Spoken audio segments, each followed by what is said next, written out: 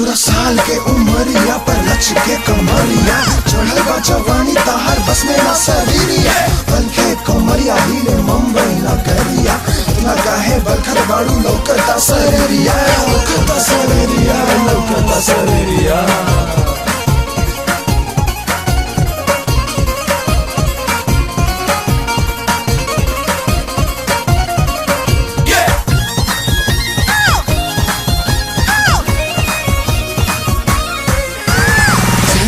तोहरो कमर पतरी तरी तरी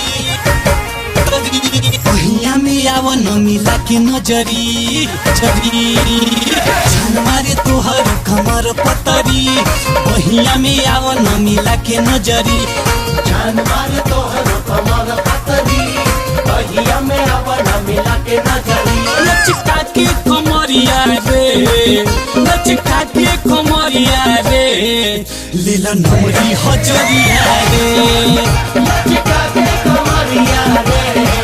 लीला नमरी हजरिया रे बस जवानी के मस्त मौला लेके चले जब चाल लेकर के तो बात छोड़ा बोला मुझे लंबाल इतना बाड़े खूबसूरत तू रही समझे संभाल यो यो हमके छोड़ा तो देखा भोजपुरी धमाल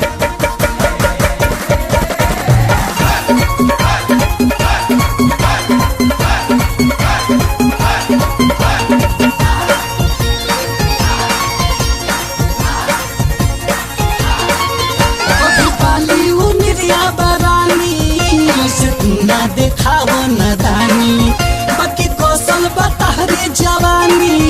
हो जाई तहरो परेशानी अरे लूट रहे रानी रानी तहरा में हमर गरी बड़ा निक लागिला तहार घंघरी रानी तहरा में हमर गरी बड़ा निक लागेला तहार घंघरी हचका के कमरिया रे हचका के कमरिया रे लीला नमरी हजरिया रे लचका के कमरिया रे लीला नमरी हजरिया रे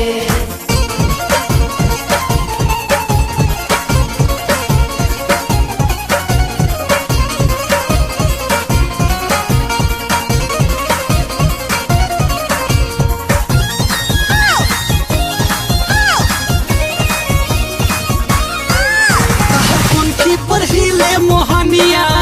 जन मारेला नाक के नथुनिया सुनो ध्यान से हमरी बचनिया कहे मारता रू मुस्की चवनिया अरे मार डलबू का हो चमकी काहे तू देखावेलु कमरी देख कैसन लागता तहार घंघरी कंचन के काहे तू देखावेलु कमरी देख कैसन लागता तहार घंघरी बल खाके कमरिया रे बल खाके कमरिया रे लीला नमरी हजरिया